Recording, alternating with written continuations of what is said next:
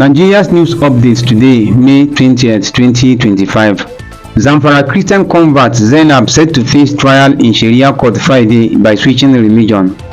Tinubu's leadership is regional, not national, says Najatu Mohammed. Pregnant wife of Suleja resident beaten to death by mob months as police yet to make arrests.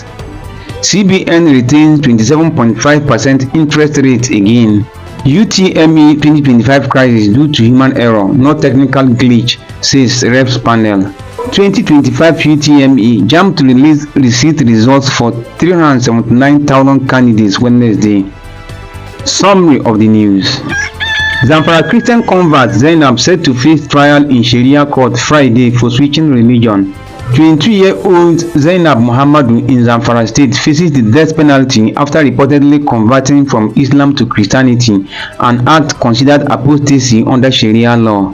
Her conversion came after a spiritual connection with Pastor Samuel, an NYSC member. She is scheduled to stand trial this Friday in a Sharia court, sparking widespread condemnation from human rights advocates who say it violates Nigerians' constitutional rights to religious freedom. Legal experts are seeking to move the case to a secular court, while Christian communities call for prayer and advocacy. Pastor Samuel is also under pressure with calls for his protection. The case is seen as a critical test of Nigerians' commitment to religious freedom. Tinubu's leadership is regional, not national, says Najatu Mohammed.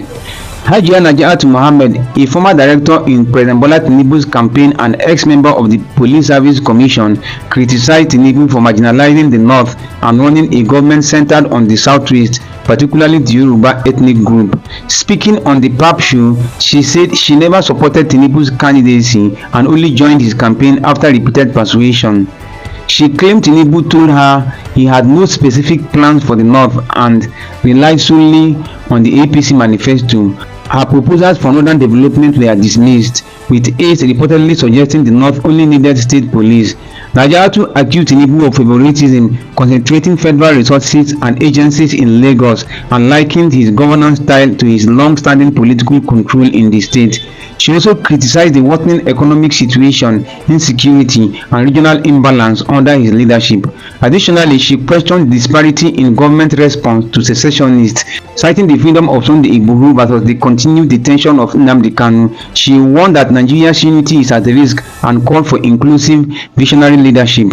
Pregnant wife of Suleja president beaten to death by mob months as police yet to make arrests. Yusuf Isiaka, a mechanic in Suleja, Niger State, was lynched by a mob after being falsely accused of theft. He had gone to fix a car on his boss's request and accidentally hit a motorbike rider in Zuba, Abuja. Despite intending to report the incident to the police, a group of motorbike riders began to pursue him, shouting "Barao, thief!"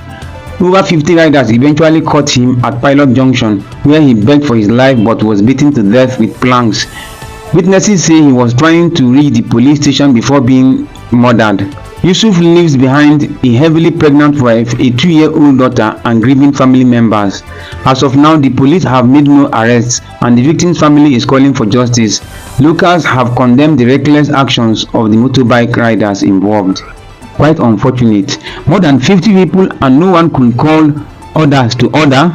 Sincerely, we have murderers working everywhere. CBN retained 27.5% interest rate again.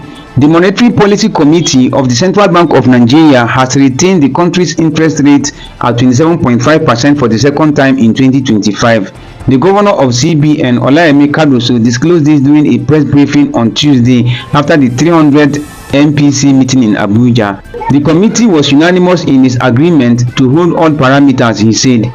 The second pause in rates comes after 6 consecutive hikes recorded in 2024. UTME 2025 crisis due to human error, not technical glitch, says Reps panel. The House of Representatives Committee on Basic Education has attributed the crisis surrounding the 2025 UTME results to human error, not technical failure, as earlier claimed by JAMB. The error affected over 300,000 candidates, with more than 78% scoring below 200 out of 400, leading to widespread protests and public outcry. JAMB had previously blamed a technical glitch caused by one of its service providers, which failed to upload candidates' responses during the first 3 days of the exam, As a result, over 379,000 students were scheduled to retake the test between May 16 and 19. Committee Chairman Obuku Ofoji criticized JAMB for negligence but commended its transparency and consistency in managing the process. He called for an independent investigation and proposed reforms. Meanwhile, the Southeast Caucus of the House demanded the resignation of JAMB registrar and a complete cancellation of the 2025 UTME. 2025 UTME, JAMB to release the receipt results for 379,000 candidates Wednesday. The Joint Admissions and Matriculation Board JAMB will release the results of 379,000 candidates who took the rescheduled UTME on Wednesday. The makeup exam was conducted from Friday to Monday due to technical and human errors during the initial exam, particularly affecting candidates in Lagos and the Southeast. JAMB registrar Professor Isaac Oloyede took responsibility for the lapses, calling them acts of sabotage.